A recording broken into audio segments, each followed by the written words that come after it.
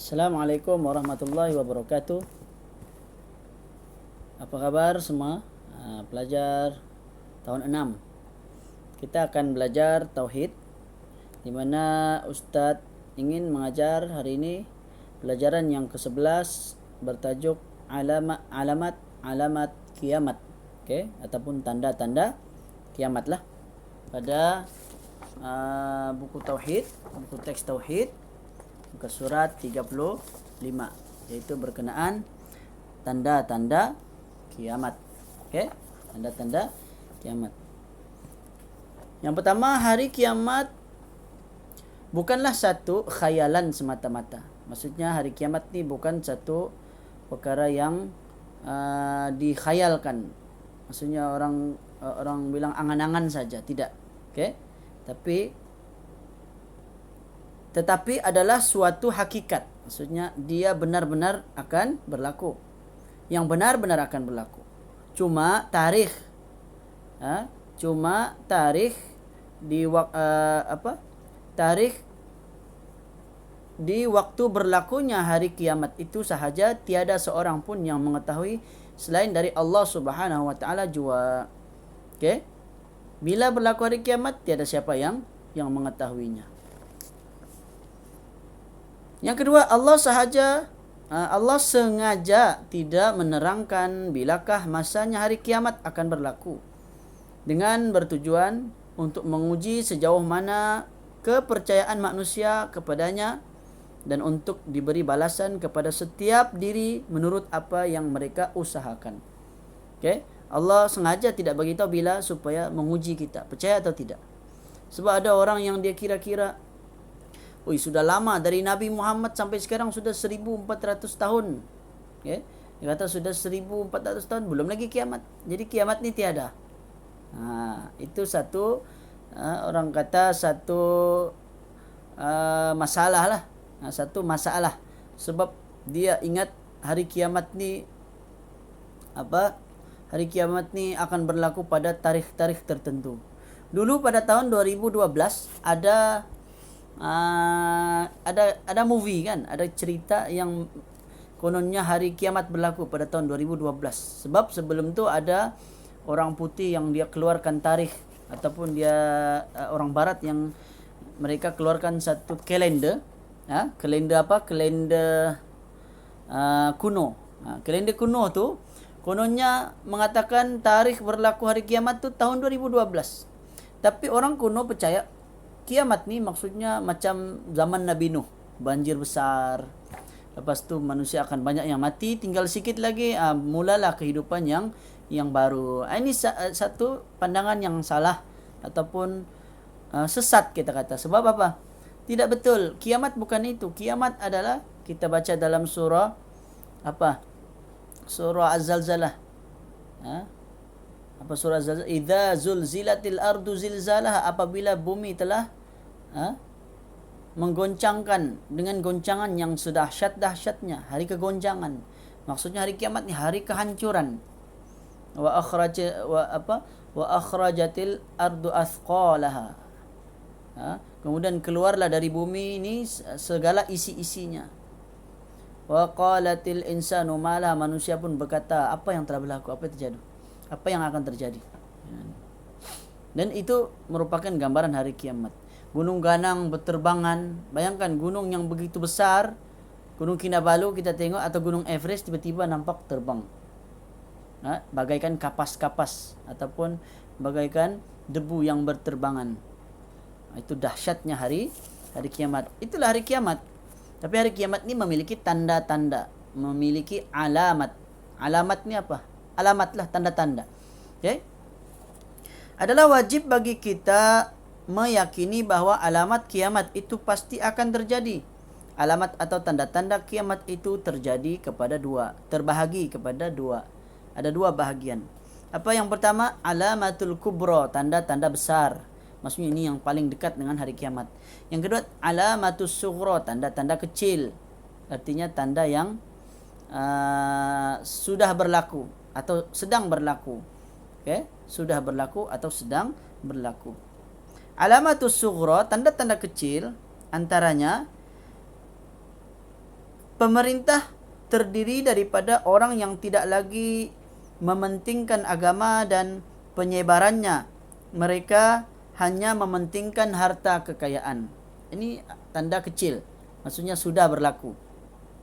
Contohnya yang dibagi sini pemerintah, maksudnya penguasa, pemimpin, raja-raja kah, perdana menteri kah, presiden kah. Mereka bukan lagi orang yang pentingkan agama, tapi pentingkan harta kekayaan. Dan ini banyak berlaku. Okey, ini banyak berlaku di seluruh dunia. Okey, kita doakanlah kepada pemimpin kita, mudah-mudahan jangan jadi begitu. Mudah-mudahan mereka jadilah orang yang pentingkan agama, bukan pentingkan harta kekayaan. Yang kedua, orang jahil bercakap mengenai agama, sedangkan orang alim diam membisu. Ini tanda hari kiamat, di mana orang jahil pula yang boleh bercakap tentang agama. Tapi orang yang alim, orang yang pandai, dia diam-diam. Kenapa? Tak boleh cakap, kena marah. Kan? Macam orang hari ini. Bila tegur kesalahan, orang yang buat salah pula berani. Dia pula berani marah orang yang ditegur. Ini satu kesalahan lah. Okey, satu kesalahan. Sepatutnya yang bersalah yang kena rasa bersalah. Orang yang menegur, dia kena berani menegur. Okey, dan kejadian ni berlaku, maksudnya apabila sudah menjadi orang yang jahil, kan? Orang yang jahil dia pula yang berani bercakap, orang yang pandai dia pula tidak berani bercakap, maka ini merupakan salah satu di antara tanda hari kiamat, dan sudah berlaku, banyak berlaku hari ini. Di mana di TV contohnya, tidak semua, Ustaz tidak cakap semua, tapi ada di kalangan orang yang berdakwah dari kalangan orang yang jahil. Ada yang memang betul-betul berilmu, tapi tidak kurang banyak juga orang yang tidak berilmu, mereka pula lebih berani untuk bersuara atau berdakwah, sedangkan apa yang mereka sampaikan tidak mengikut apa yang sebenar-benarnya. Okay? Tidak ikut ajaran yang betul. Okay? Mereka hanya ikut hawa nafsu. Itu yang jadi banyak hari ini perkara agama ni menjadi ringan. Maksudnya ada yang dahulu, zaman dahulu tidak boleh, sekarang boleh pula. Sebab ada orang jahil yang mengatakan boleh, tapi dianggap dia berilmu. Ini Ustaz bagi contoh saja secara umumnya. Jadi kita perlu ingat, yang kedua tanda kecil adalah orang jahil bercakap mengenai agama, tapi orang yang alim pula diam. Maksudnya dia tidak bercakap. Okey. Yang ketiga, manusia tidak segan dan silu melakukan zina secara terang-terangan. Dalam hadis Nabi sampai Nabi kata orang zina di tepi-tepi jalan pun ada. Ini mungkin di negara kita tiada, tapi mungkin di negara barat ada. Mereka berani buat zina secara terang-terangan. Tapi zina sebenarnya banyak maksud. Kata Nabi SAW, zina ni ada zina mata, ada zina mulut, ada zina telinga, ada zina tangan, zina kaki. Tetapi zina yang sebenar-benar zina adalah zina kemaluan. Itu baru zina betul. Kalau orang berzina betul, itu yang dijatuhkan hukuman. Okay? Dalam Al-Quran, orang yang berzina ni disebat. Disebat. Namun orang yang berzina sudah berkahwin dihukum rejam. Itu hukum dalam hukuman Islam lah. Jadi manusia telah menjadi tidak segan dan tidak segan dan silu. Tidak segan dan silu maksudnya dia tidak malu untuk melakukan zina secara terang-terangan. Orang pun melihat dia buat zina pun dia bangga pula. Ini tanda-tanda hari kiamat. Sepatutnya malulah buat dosa, tapi dia tidak malu. Sebab ramai orang buat. Satu orang buat, yang lain semua ikut. Okey, ini bahayanya buat perbuatan dosa tapi tidak malu. Yang keempat, kejahatan dilakukan sewenang-wenangnya, sedangkan kebaikan dijauhi sama sekali. Okay, kejahatan dilakukan sewenang-wenangnya, sedangkan kebaikan dijauhi sama sekali. Maksudnya, kejahatan ni senang je buat. Semua bentuk kejahatan hari ini dianggap biasa dan perkara yang tidak keji. Orang rasa biasalah tu, kan? Orang buat dosa, contoh hari ni orang berani berdating di luar, tak rasa segan, kan? Lelaki perempuan keluar berpegangan tangan. Tapi sekarang ada corona, jadi konon-kononnya lainlah, berpegang tangan tapi ada bersarung tangan, berpakai emas. Tapi apapun hubungan ataupun pergaulan di antara laki perempuan yang bukan mahram, maka hukumnya haram dalam Islam. Tidak boleh berdua-duaan. Kerana kata Nabi, jika berdua-duaan laki perempuan, maka yang ketiga adalah syaitan. Okay? Jadi tidak boleh kita melakukan kejahatan, maksudnya maksiat. Maksiat pula dilakukan secara terang-terangan, tapi ataupun dibuat sewenang-wenangnya tanpa ada rasa segan silu. Berbeza dengan kebaikan, orang pula takut membuat kebaikan. Hari ini orang mau menyampaikan satu sunnah, kan, ajaran agama Islam yang sebenar, orang jadi malu. Kenapa? Ramai orang tidak buat, kan. Okay, banyaklah contoh, tapi Ustaz tidak bagi secara spesifik, Ustaz bagi ringkas saja. Yang kelima, 1, 2, 3, 4, 5. Yang kelima, orang keturunan miskin, ya, orang yang keturunan miskin akan menjadi kaya dan mendirikan bangunan yang tinggi-tinggi. Ini tanda akhir zaman. Kata Nabi SAW, ada orang yang tidak beralas kaki, tidak berpakaian, tapi mereka berlumba-lumba membina bangunan yang tinggi. Tandanya menunjukkan banyak orang yang miskin dahulu tiba-tiba jadi kaya. Ini tanda akhir zaman, dan ini tanda kiamat kecil dan sudah berlaku. Oh, banyak lagi rupanya. Yang ke F. 1, 2, 3, 4, 5. Yang ke-6. Yang ke-6, banyak berlaku pergaduhan, perkelahian, peperangan di antara umat manusia di alam ini. Ini pun banyak sudah berlaku. Yang ke-7, banyak berlaku gerak gempa. Gerak gempa atau gempa bumi lah. Gempa bumi di alam ini. Ada banyak berlaku gempa bumi, bencana alam. Ini banyak berlaku. Macam dahulu ada tsunami, kemudian ada gempa bumi yang baru-baru ni, bukan baru-baru ni, 2 tahun lepas. Tidak silap Ustaz, 2 tahun lepas di sebelah Lahad Datu. Sampai Gunung Kinabalu pun ada yang runtuh. Kemudian di sebelah Kota Belud menjadi banjir, kan? Semua serpihan-serpihan batu-batu, lumpur datang dari gunung semua membanjiri kawasan di bawah Gunung Kinabalu. Dan yang terakhir sekali, kadar lelaki berkurangan, maksudnya perempuan semakin ramai. Itu tanda kecil. Okey, ada lebih kurang 8 tanda kecil antaranya. Sebenarnya masih banyak lagi. Okey. Yang seterusnya berkenaan tanda-tanda kiamat besar. Alamatul kubra, tanda-tanda besar hari kiamat. Yang pertama, keluarnya Dajjal yang mengaku bahawa dia adalah Tuhan. Keluarnya Dajjal mengaku dirinya sebagai Tuhan. Dajjal ni siapa? Adakah Dajjal mata satu sini?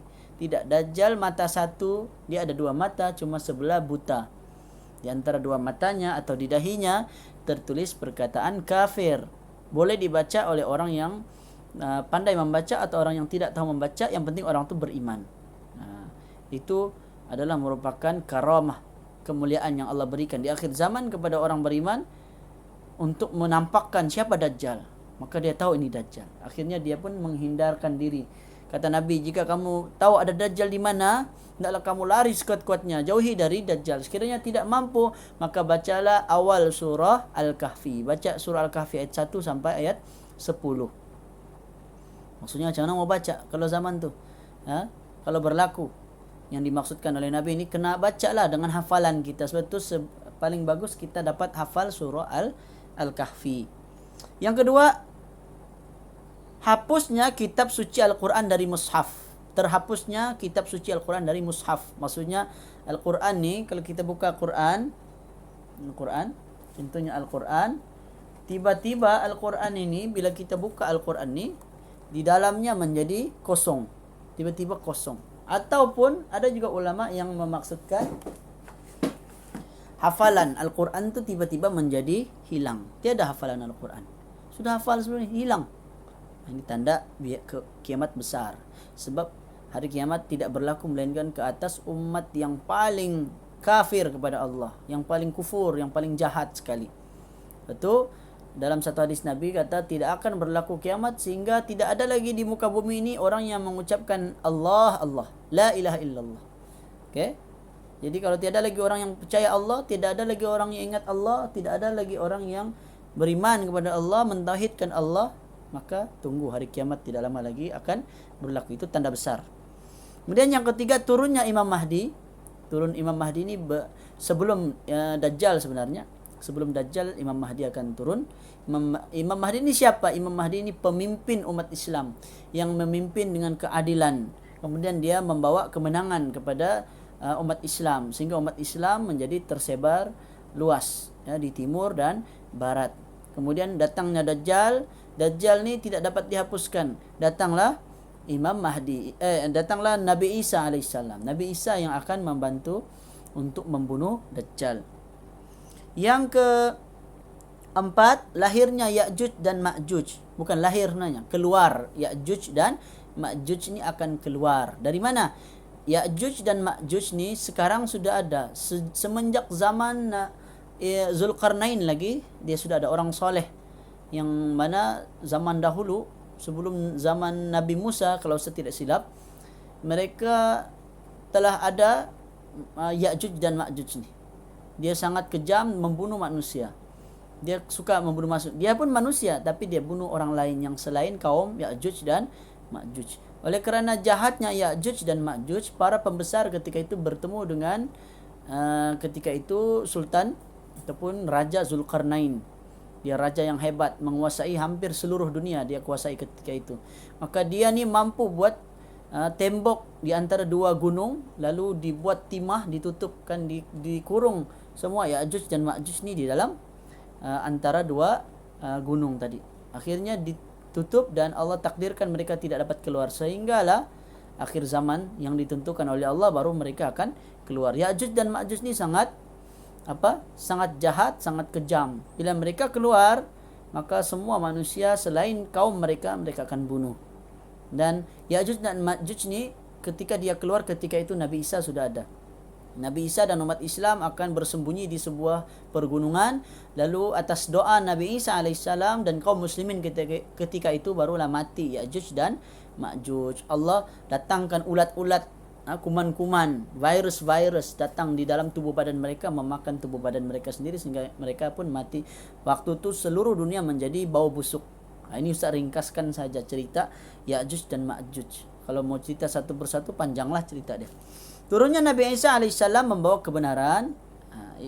Nabi Isa ni dia punya, kalau ikut step dia tadi, Imam Mahdi dulu, lepas tu ada Dajjal, baru Nabi Isa. Lepas Nabi Isa ada Ya'juj dan Ma'juj. Okay. Kemudian keluarnya binatang yang dapat bercakap seperti manusia. Ada binatang. Kalau tidak silap Ustaz namanya Al-Jassasa. Okay, ada Al-Jassasa. Nama binatang. Ada juga yang sebut Ad-Dabbabah. Ada juga yang sebut Ad-Dabbabah. Nama binatang tersebut. Yang mana binatang tu dia bercakap. Waktu dia keluar ni waktu akhir, hampir-hampir berlaku hari kiamat sudah.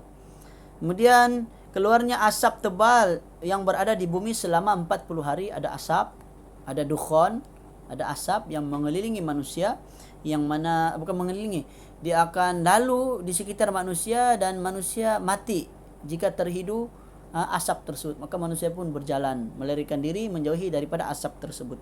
Kemudian runtuhan Ka'bah, runtuhnya Ka'bah, Ka'bah menjadi runtuh. Kemudian terbit matahari dari sebelah timur. Ini tanda terakhir sekali.